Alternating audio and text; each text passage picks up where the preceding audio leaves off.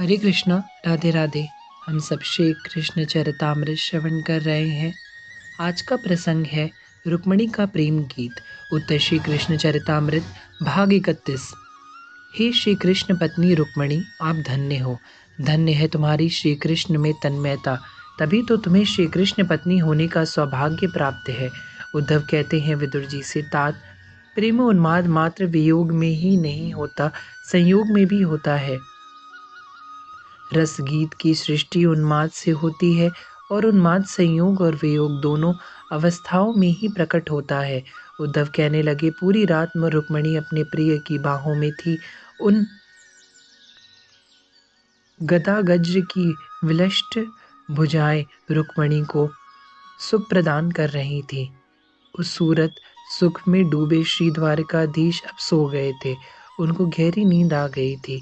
उनकी सुरभीत श्वास रुक्मिणी को रति सुख में और डुबो रही थी। पर यह क्या, तभी कुछ पक्षी बोलने लगे थे, क्योंकि भोर होने वाली है, अब मेरे नाथ उठेंगे।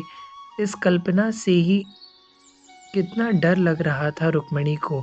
यह भुजाएं मुझे छोड़ देंगी, यह सुरभित सांसें मुझसे दूर चली जाएंगी, इनका यह करुणा से भरा हुआ वक्षस्थल मुझे छोड़ देगा।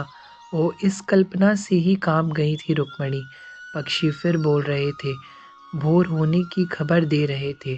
चुप चुप झरोखे से बाहर देखकर पक्षियों को डांटने लगी रुक्मिणी।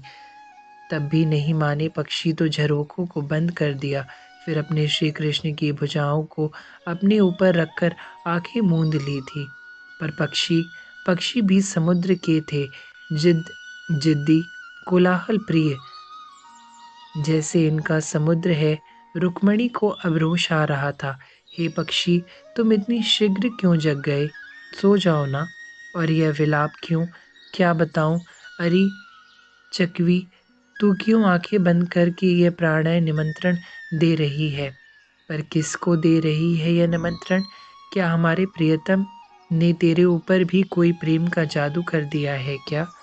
अरे हंस, तुम इतनी शीघ्र उठ गए हो, ठीक है, पर अभी रुक जाओ। मोती अभी मैं तुम्हें दे नहीं सकती, क्योंकि मेरे बाहों में मेरे प्राणनाथ हैं और गहरी नींद में सो रहे हैं। हंस, तुम तो जानते हो ना, मेरे प्राण प्रिय का सुख ही तो मेरा सुख है। अच्छा, कोलाहल मत करो।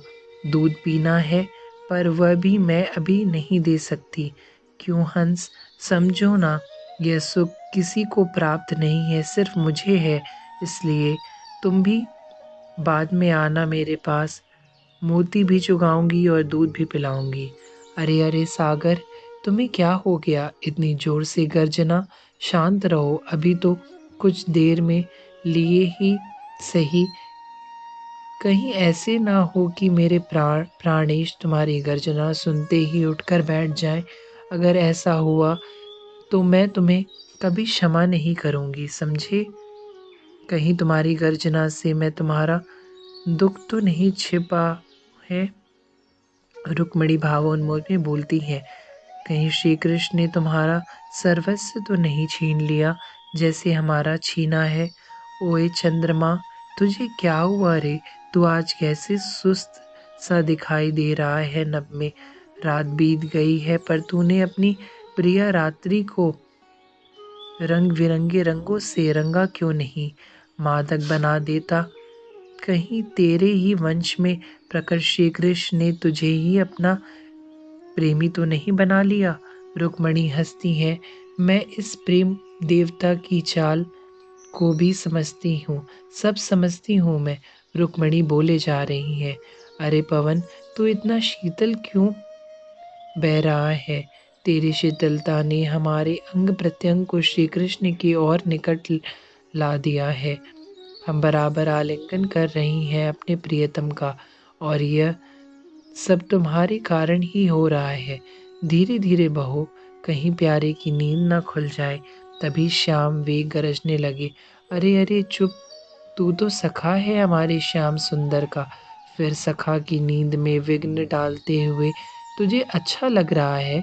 मत गरज, तेरे सखा उठ जाएंगे अगर तू गरजता ही रहा तो। अरे अरे, यह बूंदें कैसी? मंद मंद वर्षा होने लगी थी आकाश में। रुक्मणी चौंक पड़ी। अच्छा अच्छा, मैं अब समझी। रजनी रात्रि, इसे भी प्रेम हो गया है लगता है। तभी तो रात भर रोती रही है और सुबह के समय हम पृथ्वी के लोगों तक उसके आंसू पहुंच गए। धन्य है तू। रात्रि को वंदन किया रुक्मणी ने। हे पर्वत, तुम मौन क्यों हो? यह दशा तो प्रेम में ही होती है। कहीं तुम्हें भी श्री कृष्ण प्रेम में जकड़ तो नहीं लिया? तभी श्री कृष्ण उठ गए और उठकर अपनी प्रिया को बड़ी प्रसन्नता से कपोल में चूमा था। फिर स्नान करने के लिए गोमती किनारे चले गए। रुक्मणी चरण वंदना कर स्ना स्नानागार में चली गई थी। हरे कृष्णा, राधे राधे।